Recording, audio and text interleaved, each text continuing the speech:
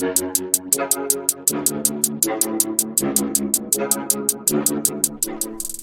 Critical Conversation Bros here. I'm Behold Greatness. And this is Bro Bubba. Wow. All right. We have a very special edition here. It is the Backlash Predictions. And I believe they're in St. Louis, Missouri. You can find me in St. Louis. Whose home is that? Randy Orton. Oh. Is And he Nelly. have a main event match? He does against Juan Cena. Oh, is that the guy that you can actually see? You can see him. Oh, okay. All right. Well, All right. we already spoiled what the main event is, but yeah. So Predictions. oh Let's yeah, go. it's that wonderful time. Let's hop to it. Obviously our matches are in no set order. So we're gonna start off with it's Tiffy time Tiffy time. versus Nia Jax, her old Friend? whatever you want to call her. Yeah, friend, Business leader. associate? Yeah. Yeah. Okay. But anyway, Yeah, Tiffy Time's winning, but I don't think this is a clean match. I think regardless, the Jade and Naomi stuff spills over into this and ruins this match, if I'm being 100% honest. well, yeah, you're probably right. It's just the way it feels. I feel like we have to take a lot of caution with this match. I see what you did there. Yeah, there's gonna be some interference. I don't even know if this match ends well. It does. Because I feel like on top of that, you're gonna have Charlotte too. Yeah, it's just not. So I don't. Yeah, I mean, I don't know if this match is even gonna end. But if it does, for whatever reason, Tiffany's definitely winning. Yeah. Nia Jax is not winning. Facts. So So yeah. we can move right on. We'll just not waste time. And then we got Intercontinental Championship match. We got Dirty Mr. Tendy's Mysterio and Penta. Who you got? This, I want Penta to win. My heart says Penta to win. I feel like if Penta does win, it's only because of Finn Balor interrupting and starting that storyline. But I don't think they take the title off of Dom for that, because they're going to want Dom to have that title to have Finn go against. So I think Dom wins this, but there's interference by Finny Boy, and you got that coming to a head. I agree with you. I think it's too early to pull the title off of Dom yet. Penta deserves a title run at some point, but I believe it's too early for that yet. Yeah, it is. So, but I do feel like you're on the right track where Finn's getting involved somehow. And setting more story. And possibly Phoenix helps Penta at some point, which will align the Lucha Bros to connect. But I believe it's not Dominic's time to go yet. So I'm going to go with Mr. Dom. And he's going to enjoy the best tendies St. Louis has to offer. All right. Now we got a fatal four-way match for the United States Championship. Fatal four-way. Yes. Wow. LA Knight. Yeah. Versus Drew McIntyre. Oh, boy. Versus Damian Priest. Yikes. Versus the Samoan werewolf, Jacob Fatu, the champion. All breaks, no gas. Or no gas, all breaks. There are. Whatever. Interesting. Who do you got winning this? Chavo Guerrero? He's in AEW. Oh, darn. Anyway. Maybe I lost track. You did. Might have had a blonde moment. I don't know. Or a gray moment. I believe this might be one of the better matches of the night, to be honest. This could steal the show? I don't believe they're going to put the title back on LA yet. Or no. It's not time yet for that. Or if anymore. Drew. I feel like Drew deserves a title at some point. But he's got to get screwed again for this one. Yeah, because he's got to sell his soul, if you know what I mean. Damien, I don't know. He's just going to keep walking south of heaven. So, I feel like it's either... Jacob Fatu is definitely retaining. I don't think it's time for them to pull the title yet. But, as I said about 2 minutes ago, if Jacob does lose, it's only because Drew sold his soul to The Rock. This is very simple for me, though. I think timing is everything, and I think Jacob holds on the title, and we move on. Easy. Next one, you got Pat McAfee versus the Ring General, Gunther. Good. You start. Okay. This is... this is going to get a... I explained earlier to you what I thought was going to happen. I do believe this ends up being a squash match. I think Gunther destroys Pat, and then Wade Barrett has to step in, and it sets a rivalry with those two. Just my personal feelings and thoughts. I can't say you're not on the right track. Your train might not get derailed, but I'm not going with that. That's fine. I'm kind of slightly going there, but different route. I believe that Pat will win, but he's only winning because Mr. Hall of Famer himself, Goldberg, is showing up. And we're going to get a spear. I like that, and I've seen the reports of that. I just felt if they were going to set that up and for that to be in the SummerSlam card, which I believe that is probably the end goal, it's too early. I would think you would probably save that for Money in the Bank, at least my thought process at that point. Okay. It doesn't make sense to pull Goldberg in quite yet, at least to me. If they do it, that's fine. It's not going to hurt my feelings. But I just feel like this is a good way to reintroduce Wade Barrett because I feel like he's ready to get in the ring again. Yeah, I mean, I agree with that. Or maybe Michael Cole even gets involved. I mean, get a low blown. Possibility too. So, all right. So this will definitely be the women's match of the night. This could steal the all. This is the second match I have that could steal the entire show. And it could even steal the whole show. So it was Monday night, right? That Becky and Lyra went at it. Becky is definitely helping put Lyra over, 100%. Yes. That work is going well. Lyra is gaining momentum. That crowd reaction? Exactly. Oh, I'm hearing it, baby. I'm hearing it. And I believe, as we've talked, Becky is definitely doing this to help Lyra. Becky puts people over. And I don't want to ever hear anybody say anything bad about her. She puts more people over than you'll ever see Charlotte. So, as many people think that Becky's just going to walk out with that title, I don't think so. I think Lyra is going to win, and it will help a lot to help build Lyra up over Becky. Okay. I hope you're ready. I hope you're ready for this hot take. Okay. All right, buddy.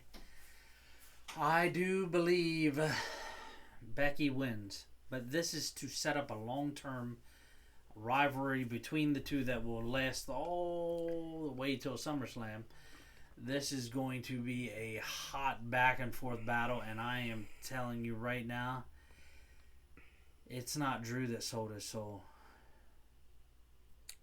Becky becomes the first Paul Heyman girl in this whole process.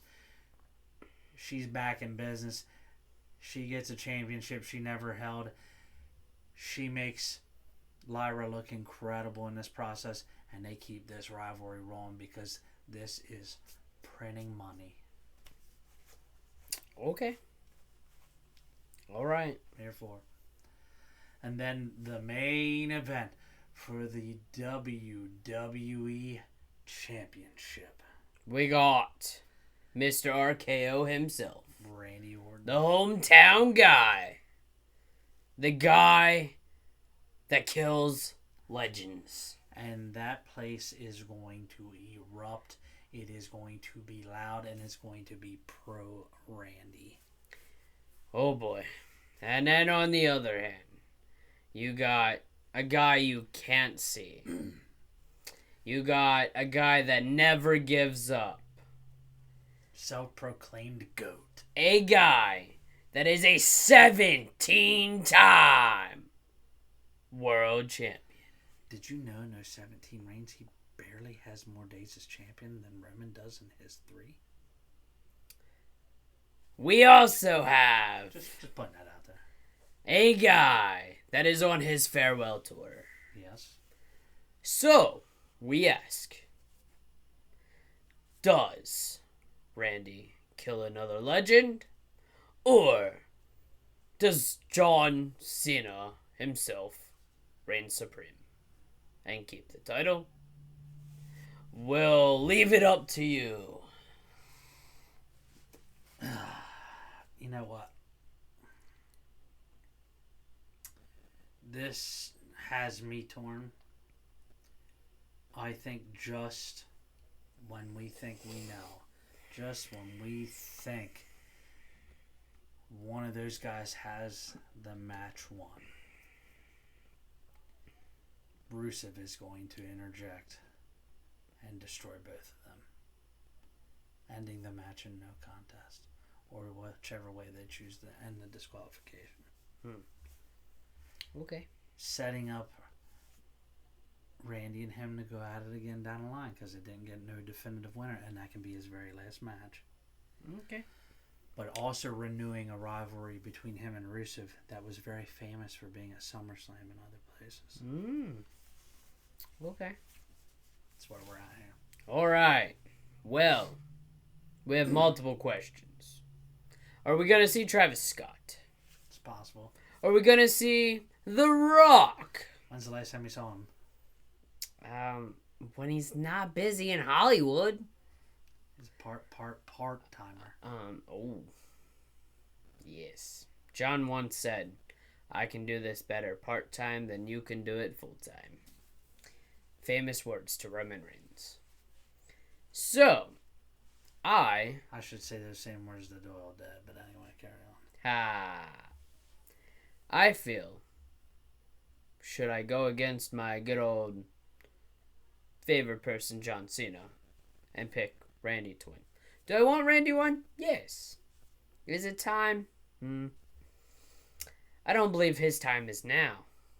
So, therefore, I'm going to pick John Cena to win. Will he win cleanly? Well, time will tell. But, one interesting caveat. I'm throwing this out there. It's the hugest wild card ever. It is kind of like the Colorado Rockies making the playoffs right now. That's how wild it is. Yeah, that won't happen. All right. What if we have a new player interjected in for John Cena? Maybe his childhood guy that idols him helps him retain. And that is none other than Mr. R-Truth. Interesting. Okay. Interesting take. Because I've said that I believe it would be really cool that I've read people post if R-Truth takes that title from Cena at some point down the road. Because I think R-Truth deserves it. Okay. So, but ultimately I think Cena wins. It's not time to pull that title off yet. But as a Cena fan, if Randy does win, I'm okay with it.